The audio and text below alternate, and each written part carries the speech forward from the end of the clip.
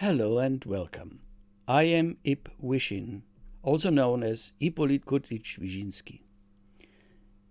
In times of cancel culture and wokeness as the predominating state of mind amongst artists, and especially among filmmakers, I will offer you an approach to the cinematic art that reconnects with the traditional arts and spiritual wisdom. Whether you are a believer or not, you have to concede that human reason has its limits and can only reach so far. Whatever lies beyond affects our judgments, reasoning, morals, and motivations. Art that doesn't deal with that hidden realm is nothing but a meaningless, illustrative reproduction of natural occurrences. So I invite you to join me in discovering film as a noble art form. We will seek ways to turn the invisible realm into sculptures of light and time, thus reconnecting the human mind with the transcendental.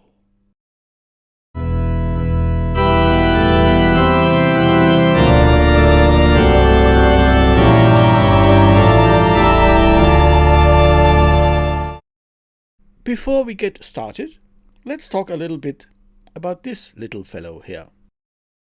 Yes, the tiny guy on the right hand, that's me more than 50 years ago. In kindergarten, they would call me the blonde giant. 30 years later, I worked as an actor and director for film, stage, and television. This is where I learned the ropes.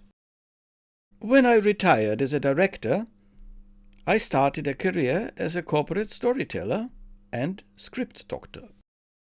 I work as a consultant for some of the biggest automotive companies, insurance companies, banks, and agencies. Sometimes I give lectures on storytelling at universities and business schools. All the while, I practiced Christian Zen meditation, finding more and more connections between the art of storytelling and Christian spirituality. In the more recent years, I took up philosophy under the late philosopher Sir Roger Scruton, and I became determined to rescue the art of filmmaking from the clutches of postmodernism. Let's go back in time to the very beginning of artifacts, like this depiction of a bison on a cave wall. Enter Ubungu, a hunter-gatherer who has never seen any artificial depiction of anything before. Now as he beholds the bison, his brain cannot compute it. Am I dreaming? A bison in here? Or just a wall?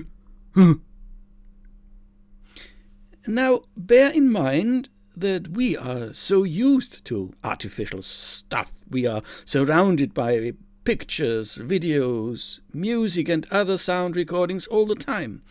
We cannot even fathom what this first encounter would have done to Ubungu's brain. Maybe he experienced some sort of ecstasy, like having taken a drug. And maybe modern cinema is desperately trying to recapture that effect by employing more and more technology like THX sound, 3D, 4D, and what have you. So, what's the point? Look at this beautiful lady. Would you have guessed that she's just a log of wood? Take a closer look. Only once we know that she was carved out of a piece of wood, we can fully appreciate the handiwork that went into this piece of art. We'll ask ourselves questions like, who was the artist? Who was the model? How long did it take for the artist to do this? How did he learn to make such delicate things?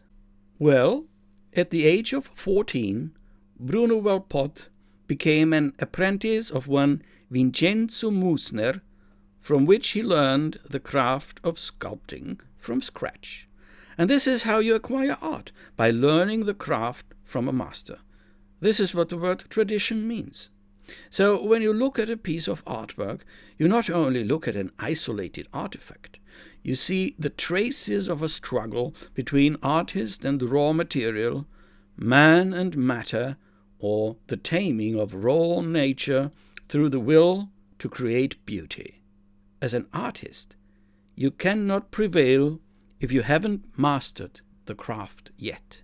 By the way, as Sir Roger often pointed out, the basic flaw of modern art is that it no longer pursues the creation of beauty through craftsmanship, but rather looks for originality only, something that may be rooted in secular narcissistic self-realizationism? Well, be sure to tune in next time when we'll talk about film as sculpture of light and time, designed to make the invisible visible.